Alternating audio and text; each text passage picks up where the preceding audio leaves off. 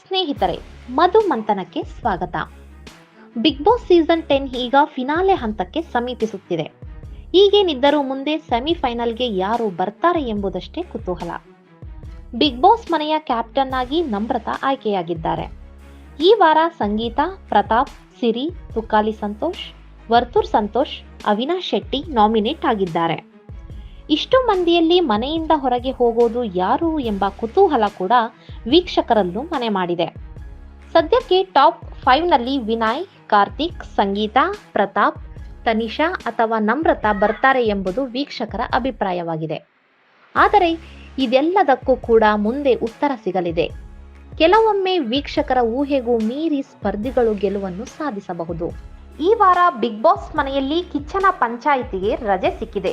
ಯಾಕೆಂದರೆ ಕಿಚ್ಚ ಸುದೀಪ್ ಅವರು ಕ್ರಿಕೆಟ್ ಟೂರ್ನಮೆಂಟ್ಗೆ ಹೋಗಿದ್ದು ನ್ಯಾಯ ಪಂಚಾಯಿತಿ ತೀರ್ಮಾನ ಮಾಡಲು ಬಂದಿಲ್ಲ. ಹಾಗಾಗಿ ಈ ವೀಕೆಂಡ್ನಲ್ಲಿ ಬಿಗ್ ಬಾಸ್ ಮನೆಯ ಸ್ಪರ್ಧಿಗಳಿಗೆ ಅಚ್ಚರಿಯೊಂದು ಎದುರಾಗುತ್ತೆ. ಎಲ್ಲ ಸ್ಪರ್ಧಿಗಳು ನೋಡುತ್ತಿದ್ದ ಹಾಗೆಯೇ ಮನೆಯ ಮುಖ್ಯ ದ್ವಾರ ತೆರೆದುಕೊಂಡಿದೆ. ಅದರಿಂದ ಹಿರಿಯ ನಟಿ, ಬಿಗ್ ಬಾಸ್ ವಿನ್ನರ್ ಕೂಡ ಆಗಿರುವ ಶ್ರುತಿ ಅವರು ಮನೆಯೊಳಗೆ ಪ್ರವೇಶಿಸಿದ್ದಾರೆ. ಅವರನ್ನು ನೋಡುತ್ತಿದ್ದ ಹಾಗೆಯೇ ಮನೆಯ ಸದಸ್ಯರೆಲ್ಲರೂ ಖುಷಿಯಿಂದ ಕುಣಿದಾಡುತ್ತಾರೆ. ಎಲ್ಲರೂ ಸಂತೋಷದ ಅಲೆಯಲ್ಲಿ ತೇಲುತ್ತಿರುವಂತೆಯೇ ಕಟಕಟೆಯಲ್ಲಿ ನಿಲ್ಲುವ ಸನ್ನಿವೇಶ ಎದುರಾಗಿಯೇ ಬಿಡುತ್ತೆ. ಶ್ರುತಿ ಅವರು ಬಂದೊಡನೆ ಬಿಗ್ ಬಾಸ್ ಮನೆಯಲ್ಲಿ ಫೋನ್ ಬಳಕೆ ಮಾಡಲಾಗುತ್ತಿದೆ ಅನ್ನೋ ವಿಚಾರ ರಾಜ್ಯಾದ್ಯಂತ ಭಾರೀ ಸದ್ದು ಮಾಡಿದೆ.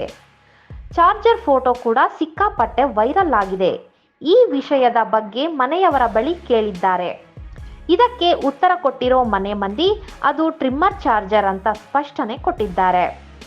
ಈ ಮೂಲಕ ಶ್ರುತಿ ಅವರು ವೀಕ್ಷಕರಲ್ಲಿದ್ದ ದೊಡ್ಡ ಗೊಂದಲವನ್ನು ದೂರ ಮಾಡಿದ್ದಾರೆ. ಒಬ್ಬೊಬ್ಬರನ್ನು ಸಮಾಧಾನ ಮಾಡು ಶ್ರುತಿ ಅವರು ಬಳಿಕ ನ್ಯಾಯಾಧೀಶರ ಕುರ್ಚಿಯಲ್ಲಿ ಕೂರುತ್ತಾರೆ. ಸ್ಪರ್ಧಿಗಳನ್ನು ಕಟಕಟೆಯಲ್ಲಿ ನಿಲ್ಲಿಸಿ ವಿಚಾರಣೆ ಮಾಡುತ್ತಾರೆ. ವಿನಯ್ ಅವರು ವಾರಾಂತ್ಯದಲ್ಲಿ ಸುದೀಪ್ ಅವರ ಎದುರಿಗೆ ಒಂದು ರೀತಿ ಇರ್ತಾರೆ, ವಾರವಿಡೀ ಮನೆಯ ಸದಸ್ಯರ ಜೊತೆಗೆ ಇನ್ನೊಂದು ರೀತಿ ಇರ್ತಾರೆ ಎಂಬ ಪ್ರಶ್ನೆಗೆ ಸಂಗೀತ ತುಂಬ ಜೋರಾಗಿಯೇ ಹೌದು ಎಂದಿದ್ದಾರೆ.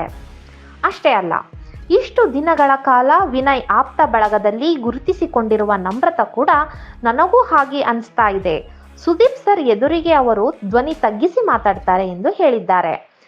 ಇನ್ನು ಪ್ರತಾಪ್ ಅವರು ಹಳ್ಳಿ ಹುಡುಗನಂತೆ ಜನರ ಗಮನ ಸೆಳೆಯಲು ಫೇಕ್ ನಾಟಕ ಮಾಡುತ್ತಿರೋ ಆರೋಪ ಬರುತ್ತೆ. ಇದಕ್ಕೆ ವಿನಯ್ ಹಾಗೂ ನಮ್ರತಾ ಹೌದು ಎನ್ನುತ್ತಾರೆ. ಇವರಿಗೆ ತುಕಾಲಿ ಹಾಗೂ ವರ್ತೂರ್ ಸಂತೋಷ್ ಕೂಡ ಸಾಥ್ ಕೊಡ್ತಾರೆ.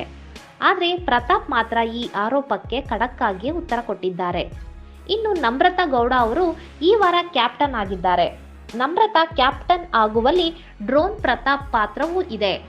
ತಮ್ಮ ಪಾಲಿನ ಪಾಯಿಂಟ್ಸ್ ಶೇರ್ ಮಾಡಿ ನಮ್ರತಾ ಕ್ಯಾಪ್ಟನ್ಸಿ ರೇಸ್ನಲ್ಲಿ ಉಳಿಸಿಕೊಳ್ಳುವಂತೆ ಮಾಡಿದ್ರು ಪ್ರತಾಪ್.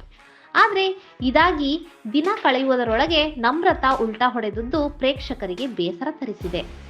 ಪ್ರತಾಪ್ ಹಳ್ಳಿಯವರನ್ನು ಸೆಳೆಯಲು ಅಲ್ಲಿಯವರಂತೆ ಮಾತನಾಡುತ್ತಾರೆ ಅನ್ನೋದು ಕೆಲವರ ವಾದ. ಈ ವಾದಕ್ಕೆ ನಮ್ರತಾ ಕೂಡ ಧ್ವನಿಗೂಡಿಸಿದ್ದಕ್ಕೆ ಪ್ರತಾಪ್ ಫ್ಯಾನ್ಸ್ ಅಸಮಾಧಾನ ಹೊರಹಾಕಿದ್ದಾರೆ. ಪ್ರತಾಪ್ ಬೆನ್ನಿಗೆ ನಮ್ರತಾ ಚಾಕು ಹಾಕಿದ್ದಾರೆ ಎಂದು ಅನೇಕರು ಅಭಿಪ್ರಾಯ ಹೊರಹಾಕಿದ್ದಾರೆ. ಈ ವಾರ ಸಂಗೀತ, ಡ್ರೋನ್ ಪ್ರತಾಪ್, ವರ್ತೂರ್ ಸಂತೋಷ್, ಮೈಕಲ್, ಸಿರಿ ಹಾಗೂ ಅವಿನಾಶ್ ನಾಮಿನೇಟ್ ಆಗಿದ್ರು. ಮೊದಲು ಸಂಗೀತ ಸೇವ್ ಆಗಿದ್ದಾರೆ. ಇವರಾದ ಬಳಿಕ ವರ್ತೂರ್ ಸಂತೋಷ್ ಸೇವ್ ಆಗಿದ್ದಾರೆ ಅಂತ ಮಾಹಿತಿ ಸಿಕ್ಕಿದೆ. ಈ ಮೂವರು ಸೇವ್ ಆದ ಬಳಿಕ ಸಿರಿ, ಮೈಕಲ್ ಹಾಗೂ ಅವಿನಾಶ್ ಡೇಂಜರ್ ಝೋನ್ನಲ್ಲಿ ಇರ್ತಾರೆ. ಬಳಿಕ ಮೈಕಲ್ ಅವರು ಸೇವ್ ಆಗಿದ್ದಾರೆ ಎನ್ನಲಾಗುತ್ತಿದೆ.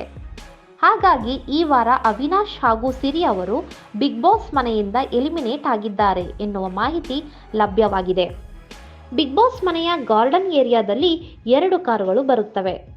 ಆ 2 ಕಾರಲ್ಲಿ ಅವಿನಾಶ್ ಹಾಗೂ ಸಿರಿ ಅವರು ಕೂರುತ್ತಾರೆ. ಆ ಕಾರುಗಳು ಗಾರ್ಡನ್ ಏರಿಯಾದಲ್ಲಿ 2 ಸುತ್ತು ಹಾಕಿ ಬಳಿಕ ಬಿಗ್ ಬಾಸ್ ಮನೆಯಿಂದ ಹೊರಕ್ಕೆ ಹೋಗಿವೆ. ಹೀಗಾಗಿ ಇವರಿಬ್ಬರು ಎಲಿಮಿನೇಟ್ ಆಗಿದ್ದಾರೆ ಅನ್ನೋ ರೀತಿ ಕಾಣಿಸಿದೆ. ಆದರೆ ಅಲ್ಲಿ ಟ್ವಿಸ್ಟ್ ಕೂಡ ಇರುವ ಸಾಧ್ಯತೆ ಇರುತ್ತೆ. ಯಾಕಂದ್ರೆ ಇವರಲ್ಲಿ ಒಬ್ಬರನ್ನು ಮಾತ್ರ ಮನೆಗೆ ಕಳಿಸಬಹುದು. ಆದರೂ ಬಿಗ್ ಬಾಸ್ 75 ದಿನ ಕಂಪ್ಲೀಟ್ ಆಗಿರೋದ್ರಿಂದ ಈ ಸಾಧ್ಯತೆ ಕೂಡ ಕಡಿಮೆ ಇರುತ್ತೆ. ಇನ್ನು ಕೆಲವೇ ದಿನಗಳು ಬಾಕಿ ಇರುವ ಕಾರಣ ಈ ಇಬ್ಬರು ಸ್ಪರ್ಧಿಗಳನ್ನು ಎಲಿಮಿನೇಟ್ ಮಾಡಿರುವ ಸಾಧ್ಯತೆಯೇ ಹೆಚ್ಚಿದೆ ಅಂತ ಹೇಳಬಹುದು.